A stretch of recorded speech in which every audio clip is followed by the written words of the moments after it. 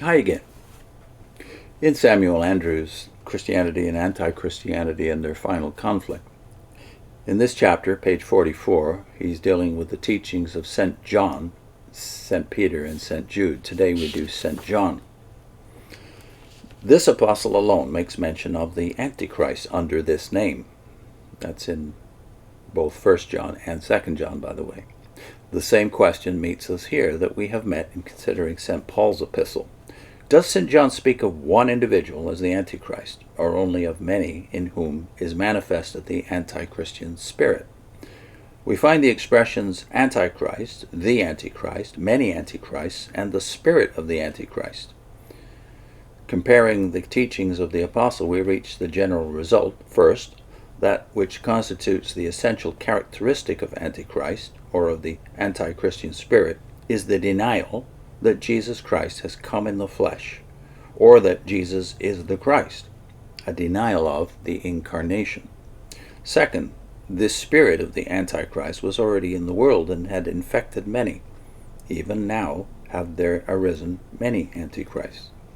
And third, this anti-Christian spirit would find its last and highest manifestation in some one man, distinctively the Antichrist.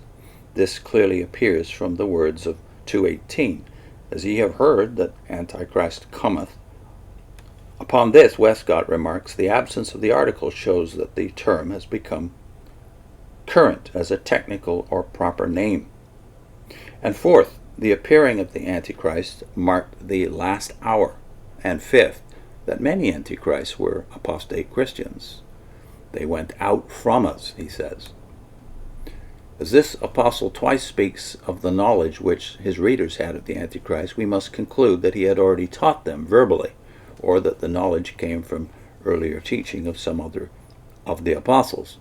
As St. Paul had so long before written to the Thessalonians, that what he had taught may have become known to all the congregations of Greece and Asia Minor, but we cannot doubt that this point was more or less explained by all the apostles, and not by St. Paul only, and was familiar to the early disciples, so that the Antichrist could be alluded to without express description. Does St. John give us any datum as to the time of the Antichrist? He says, it is the last time, or last hour, and as ye have heard that Antichrist shall come, even now there are many Antichrists, whereby we know that it is the last time or hour. Is it the object of the apostle to prove from the appearance of the many Antichrists that it is the last time? If so, it shows how clear in his mind was the belief that the last days would be marked by the prevalence of the anti-Christian spirit.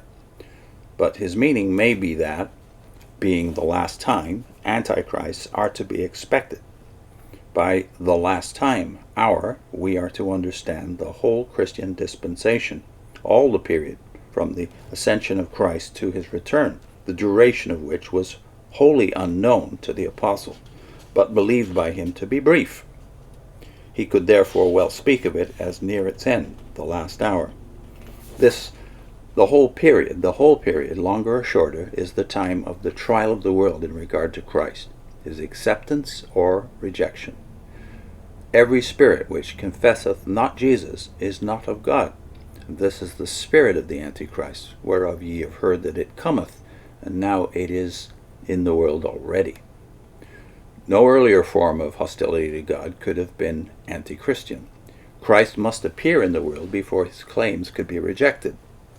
As the incarnate Son and God's representative, it is the hostility to him, the anti-Christian spirit, which distinguishes this whole dispensation, but comes into highest manifestation at the end.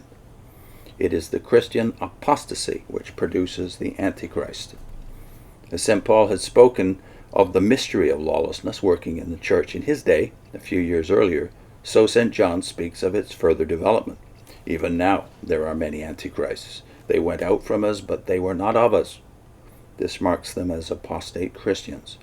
They had a name among the disciples, but had fallen away from the faith. They were the first fruits of the scoffers and mockers predicted by St. Peter and St. Jude. Some of the early writers speak of them as Gnostic teachers and leaders. The mention of the Antichrist is not that the apostle may speak of the last Antichrist in detail, but that he may warn the church against the workings of the anti-Christian spirit already active.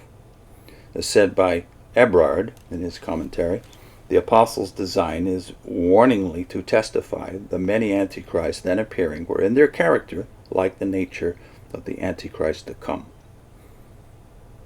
There is no good reason to doubt that he, like St. Paul, looked to see this spirit reach its full development in an individual Antichrist, who should deny both the Father and the Son. All who had yet appeared were but his heralds or forerunners, the growing but not the ripened tares. The apostle's teaching is doctrinal to show in what the spirit of anti-Christianity consisted: the denial that Jesus had come in the flesh, or the denial of the incarnation. It is from the knowledge which his readers already had of the Antichrist to come that he can explain the true character of the errors now seen among them, and their great significance and danger. It deserves to be noted, in considering the emphasis which the apostle lays upon love in his epistles, that he wrote at Ephesus, and that it was he by whom the Lord sent the 7 epistles to the 7 churches. It is in the first of which, addressed to the church at Ephesus, he reproved it for the loss of the first love. Whether his own epistles were written earlier or later than the 7, it is evident that he marked the same loss, and therefore enforced the value of this grace, both in its relation to the head of the church and in that of the members to one another. God is love, and he that dwelleth in love dwelleth in God, and God in him. If we love one another, God dwelleth in us. The loss of this love opened the way to many forms of evil, both doctrinal and practical. Next time, the teachings of St. Peter. I'll put in a link to the series we did meditating on the first 3 chapters of Revelation. It's called Strengthen the Things That Remain. I'll put in a link to the first reference to the Ephesus church, particularly what he's referring to here, the loss of their first love. A strong church that had this canker developing within it. And I'll also put in a link to the Revelation playlist, where you'll find not only all of these strengthened videos that cover the first 3 chapters of Revelation, but a lot more too about the Watchtower's history of interpretation of this book and all the books they've published, 6 of them really, up until now, on Revelation. I'll also put in a plug for the website. You find the entire document upon which we base the script for all these Strengthen the Things That Remain videos. The entire document is in the PDF archive on the website onewonders.org. See you next time.